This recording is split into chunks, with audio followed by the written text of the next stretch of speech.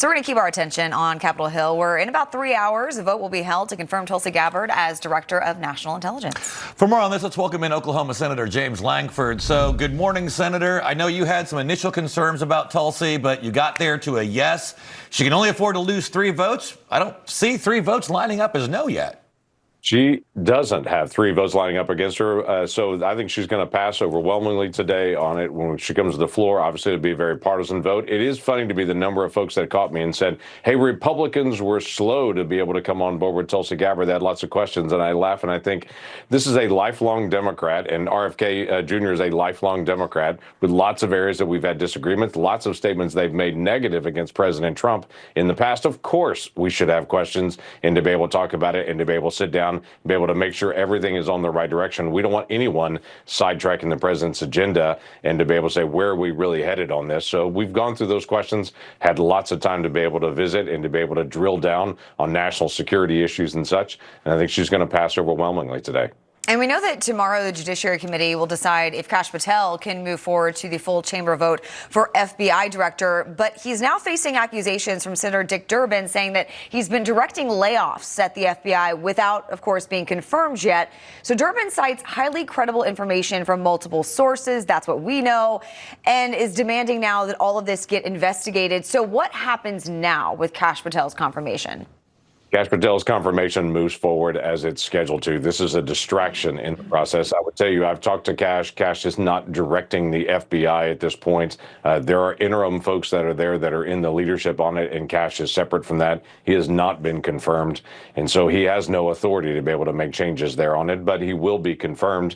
He's going to first get through committee, then he'll come to the floor probably next week and get confirmed. We need an FBI director in that seat, and I think he'll do a good job. Yeah, Senator, I want to move now to DOGE. President Trump signing an executive order last night calling on heads of federal agencies to cooperate with DOGE to cut down spending. Of course, Elon Musk got to finally level with reporters in the Oval Office for the first time. Take a listen.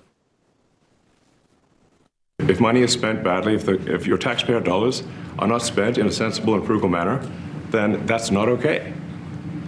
Your tax dollars need to be spent wisely on things that matter to the people. I mean, these things, like, it's just common sense. It's not draconian or radical. I think it's really just saying, let's look at each of these expenditures and say, is this actually in the best interest of the people? And if it is, it's approved. If it's not, we should think about it. I mean, I'm not sure how anyone in the legacy media or Democrats can call this a constitutional crisis. The very first sentence of Article 2 of the Constitution says the executive power of the United States rests with the president. Right. And what's throwing them off is Elon Musk is an employee of the president at this point. He is an extension of the White House. They're used to seeing him leading SpaceX and X and all these different things that he has done in innovations. He's given 18 months to the American people saying, I'm willing to be a government employee here for the next 18 months. And so he is then engaging, trying to be able to find areas of waste. What's interesting, even in the White House, and as you know, I've put out a federal fumble book every year. It's actually coming out again today on it.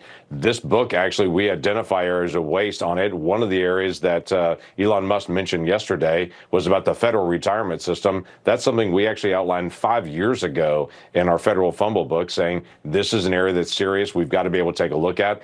We've had a hard time getting anyone's attention on that. Elon Musk stands up in the White House in the Oval Office and makes the same statement, and suddenly everyone turns out and says, let's take a look at this. We're like, great.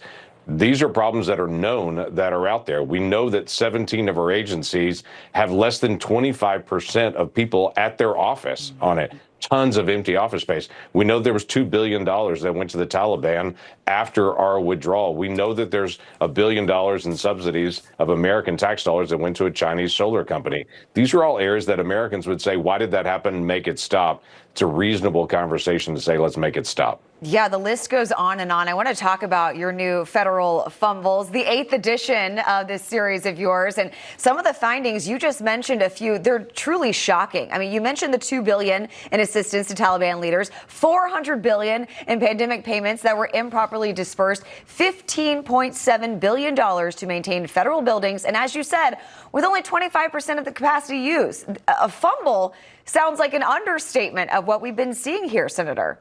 It is. Sometimes it's as painful to look at some of these things as it is to watch the first half of the Super Bowl if you were a Kansas City fan. It's just really painful to be able to watch on it. But I tell you that we go over and over again. We try to identify areas where there's wasteful spending and also inefficiency in government. We're at 16 years now to be able to permit a new mine. If you go to Canada, it takes 3 years to be able to permit a mine. We are now internationally at the same status as Zambia for trying to be able to permit new projects on it for manufacturing and mines. That's a bad spot for us to be. We're the United States of America. We know how to do things.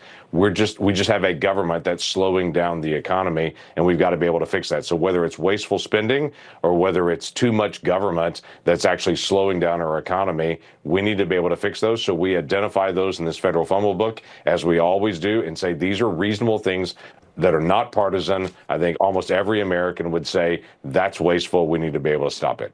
Senator, always great having you on. Thank you so much for joining us this morning. You bet. Good to see you all again.